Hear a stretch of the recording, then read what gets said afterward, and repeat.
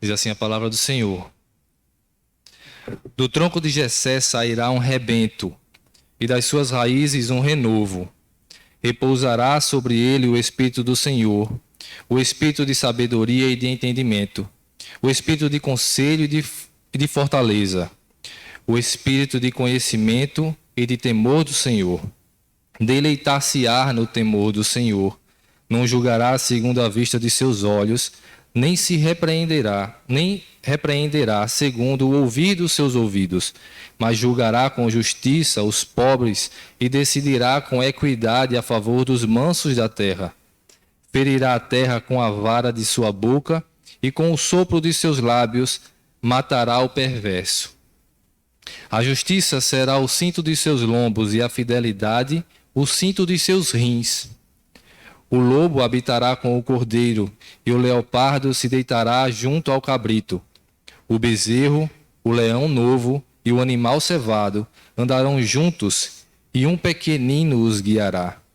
A vaca e a ursa pastarão juntas, e as suas crias juntas se deitarão. O leão comerá palha como o boi. A criança de peito brincará sobre a toca da áspide, e o já desmamado meterá a mão na cova do basilisco. Não se fará mal nem dano algum em todo o meu santo monte, porque a terra se encherá do conhecimento do Senhor, como as águas cobrem o mar. Naquele dia recorrerão as nações à raiz de Jessé, que está posta por estandarte dos povos. A glória lhe será por morada. Oremos ao Senhor. Pai bondoso, Pai querido, Tua palavra anunciada aqui, todo esse povo reunido em Teu nome para ouvir a Tua voz. E já estamos fazendo isso, Senhor. Continua a falar aos nossos corações. Contempla, Senhor, a necessidade do Teu povo e age fortemente, Senhor, para que nós sejamos cada vez mais parecidos contigo. Modifica e atinge o nosso coração de forma a eliminar o mal existente nele e podermos ser santificados a partir de Tua palavra e de Teu Santo Espírito, que nos convence do pecado, da justiça e do juízo. Assim te oramos em nome de Jesus. Amém. Esse texto, meus irmãos, ele é muito rico. E eu realmente vou deixar para me deter mais nele em outra oportunidade, falando um pouco mais de contexto e, na verdade, na sequência também desse texto que é muito profundo, muito rico. Mas os irmãos já podem também ler esse texto em casa, tá? Todo o capítulo 11 e o capítulo 12. Isaías é um profeta conhecido como um profeta messiânico. Ele fala muito da vinda de Jesus. E esse texto em particular, ele é belíssimo, como tantos outros da Bíblia, porque ele fala a respeito da vinda de Cristo de uma maneira diferente. Perceba que ele já diz no início: do tronco de Jessé sairá um rebento. O que é um rebento? O rebento é um broto de uma planta. E veja a imagem que ele está colocando de um tronco. É um tronco cortado. Pense então numa árvore derribada e ali ela morreu. Não existe mais aquela árvore. Não tem como existir mais um broto ou nascer mais alguma coisa dali, já que está morta. O texto anterior vai falar um pouco sobre isso também a respeito de outra nação. O versículo 33 do capítulo anterior, ele fala justamente da nação da Assíria que foi cortada, vista como se fosse uma árvore que foi cortada ao meio, falando então de um julgamento dessa nação. Aqui ele fala da nação de Israel, quando ele fala de Jessé. Jessé é o pai do rei Davi. Mas ele não diz Davi, ele não se refere à nação de Israel com o nome Israel, mas com Jessé, o pai. Por quê? Porque, pense, nessa sociedade patriarcal que é o povo de Israel, ali o pai ele é maior do que o filho. Então, Jessé é maior do que Davi, embora Davi veio a ser o rei. Além disso, também traz um outro significado. Porque de Jessé teve outros filhos, mas de Jessé veio o rei, que se tornou o grande rei de Israel. E aqui ele diz que do tronco de uma árvore partida que estava morta, agiria vida. dali. E que é esse novo rei que virá. Um broto nascerá de um toco que está morto. Ele se refere isso, então, ao próprio Cristo, que é da linhagem de Davi. Não só de sua descendência, mas um rei, as medidas que foram Davi, na verdade, muito maior, porque não é um rei simplesmente de uma nação, mas o rei de todo o mundo. O rei realmente esperado e prometido. E aqui ele diz que desse planta morta que havia ali, surgirá vida, e um renovo acontecerá quando esse rei nascer. E sobre esse broto, sobre esse rei que nasceu, vem o versículo 2 que diz: repousará sobre ele o Espírito do Senhor. E perceba quantas vezes o texto vai falar a palavra Espírito. É justamente 3 vezes. Ele diz no início o Espírito do Senhor e depois ele aprofunda esse conhecimento a respeito do Espírito do Senhor, dizendo que é um espírito de sabedoria e de entendimento, um espírito de conselho e de fortaleza, e espírito de conhecimento e de temor do Senhor. Não são vários espíritos, é apenas um espírito. É o Espírito do Senhor que repousa sobre esse renovo e esse broto. O Espírito que dá sabedoria, como o próprio Salomão pediu a Deus, e ele deu a Salomão muito mais do que ele pediu.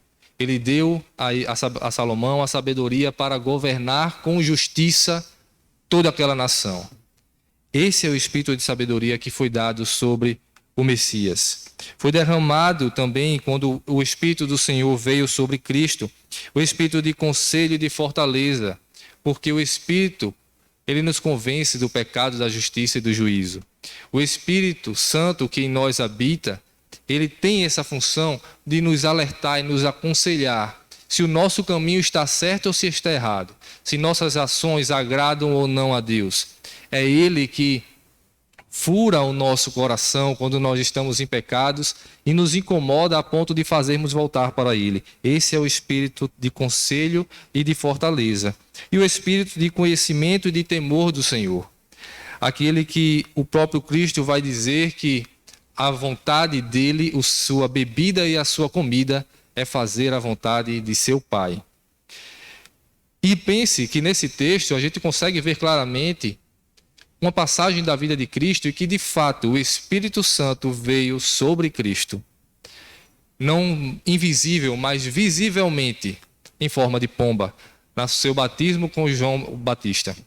E ali o Espírito Santo vem sob a forma de pomba e repousa em Cristo, sendo esse espírito de sabedoria, entendimento, fortaleza, conselho, conhecimento e temor do Senhor. O Espírito Santo era o Espírito do próprio Deus e o Espírito do próprio Cristo.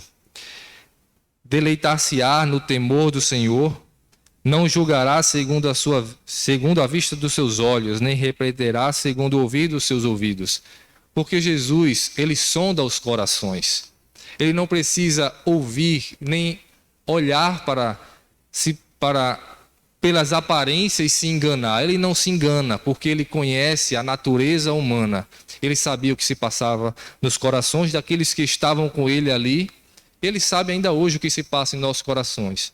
Nosso pensamento mais íntimo e as nossas vontades, sejam elas boas ou não, as que agradam a ele ou não. Ele julga retamente segundo o nosso pensamento e a nossa intenção. E o versículo 4 fala justamente isso: mas julgará com justiça os pobres e decidirá com equidade e com igualdade a favor dos mansos da terra. Os mansos da terra que o próprio Cristo disse em Mateus 5. Os mansos herdarão a terra. Jesus é o cumprimento dessa profecia. Ferirá a terra com a vara de sua boca e com o sopro de seus lábios matará o perverso. Isso tudo é uma linguagem para se referir à palavra que saía de sua boca. A palavra de Deus era a sua espada, como é descrito em Apocalipse. Cristo vem com a espada que retira de sua boca. Aqui ele usa a imagem de uma vara, que ele usa também para castigar. A palavra de seus lábios, o que saía de sua boca, proferia justiça, proferia conhecimento e verdade. A justiça é o cinto de seus lombos e a fidelidade o cinto de seus rins. Que estranho, o cinto de seus rins. não é? O que significa isso? Naquela época, o povo usava umas túnicas muito folgadas. E eles usavam, então, para determinadas atividades que exigiam mais vigor, mais atividade, eles usavam, então, esse cinto que protegia justamente a região dos rins, que é a região lombar, não é? Também se usava na batalha. Esse é um paralelo com esse texto, a gente pode ver quando Deus vai falar com Jó. Deus diz: põe teu cinto que protege os rins para falar comigo, como sendo também um momento de batalha. É um momento de peleja, que também traz um paralelo muito grande com o que vai ser dito tanto em Isaías como lá no Novo Testamento sobre a couraça da justiça. Ele se mune o rebento de Jessé, esse renovo, o próprio Cristo prometido, ele vem com essa missão de guerrear. Ele vem para ser ativo na justiça. Ele está munido com toda a armadura do próprio Cristo. E o versículo 6 em diante vai trazer que esse Cristo, embora seja retratado, e nós pensamos nele muito no Natal como uma criança, ele tem um poder já como criança imenso. E traz uma visão sobre o novo céu e a nova terra, que é belíssima, quando ele diz que o lobo habitará com o cordeiro. Não há mais perigo. O cordeiro não vai mais morrer. O cordeiro não tem por que correr. O lobo não vai atacar. Eles habitarão juntos. Os animais selvagens e os animais domésticos, eles estarão juntos no mesmo campo. O leopardo se deitará junto ao cabrito. O bezerro, o leão novo e o animal cevado andarão juntos. Eles não produzem nenhuma ameaça um ao outro. Nesse novo céu e nova terra existe paz plena. E agora pense não só mais em animais, mas em nações que guerreiam, não existe mais isso. Não existe mais opressor e oprimido. Não existe mais dominante. Não existe mais nada dessa coisa, porque existe apenas um que é rei. Esse rei é justo, esse rei é perfeito. E no reino, no governo desse rei perfeito, há paz. E não há ameaça, porque ele é o príncipe da paz. E perceba o que diz o final deste versículo. O lobo habitará com o cordeiro, e o leopardo se deitará junto ao cabrito. O bezerro, o leão e o animal cevado andarão juntos, e um pequenino os guiará. Cristo que se fez carne, Cristo que não precisa ser rei ainda. Simeão pega Cristo como bebê ainda e vê ali o Rei dos Reis, a salvação de Israel, o Deus prometido, o Messias, que foi enviado da parte de Deus. Esse menino que nós lembramos no Natal, nós podemos nos lembrar dele e cultuar essa imagem desse bebê, porque ele é a encarnação, ele é o envio de Deus em se fazer homem, em se fazer humilde, em se fazer pequeno, em se fazer frágil, em se fazer humilde. Ele que é o Senhor da glória, mas que tem todo o poder. Sobre ele repousa toda a glória do próprio Deus. E nele, então, a paz. A vaca, a ursa e a ursa pastarão juntas, e as suas crias juntas se deitarão. O leão comerá palha como o boi. Não há mais ameaça alguma. A criança de peito brincará com a toca da áspide. Áspide e basilisco são cobras, tá? Novamente, mostrando que uma criança não tem o que temer junto a uma víbora, a uma cobra venenosa. Não há peçonha, não há o que temer nesse novo céu e nova terra. Não se fará mal nem dano algum em todo o seu santo monte, porque a terra se encherá do conhecimento do Senhor, como as águas cobrem o mar. Naquele dia recorrerão as nações à raiz de Jessé, ao Messias, a esse Cristo, que está posta por estandarte entre os povos, e a glória será a morada desse Filho de Deus.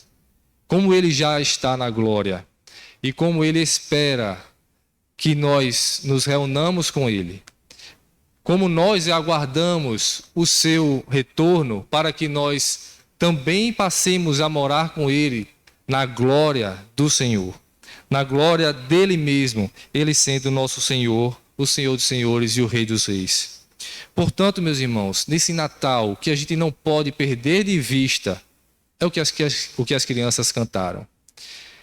É que esse menino que é lembrado, esse bebê, ele tem uma missão gigante de morrer pelos nossos pecados. E ele morre e torna hábil a salvação a todos aqueles que nele creem. Então existe a oportunidade de fazer parte desse reino, de ser parte desse grande rei soberano, desse reino glorioso em que nós tão avidamente aguardamos, onde não há mais dor, não há mais choro, não há mais pranto, não há mais aflições, não há mais maldições, não tem o que temer, porque tudo foi cumprido e a glória do Senhor assiste nesse único lugar, que é o lugar do nosso Pai Celeste. Essa raiz de Jessé, então, nos ensina que nele há vida no que estava morto, naquilo que estava perdido, na minha e na sua vida, daquilo que nós não conseguimos nos perdoar, ou de ofensas que alguém nos fez que a gente não consegue esquecer. Mas no Senhor, a vida e a renovo, a justiça e a paz. E tudo isso nós podemos ter se confiarmos plenamente do Senhor. Nesse Natal, então, se lembre, quando você estiver nas suas comemorações, de que é momento de relembrar desse Messias e de renovar a nossa fé de que ele voltará e que há tempo de salvação e que o mundo precisa ser preenchido do conhecimento do Senhor pelo anúncio de sua palavra, que só os fiéis nesse Cristo podem fazer. Anunciar o Evangelho, para que assim na terra haja conhecimento do Senhor e a glória do Senhor esteja espalhada por todas as partes. E aguardando com esperança e com grande vontade o dia da volta desse Cristo, desse Deus, que não é mais um menino, mas é o Senhor da glória, e a Ele nós glorificamos. Amém.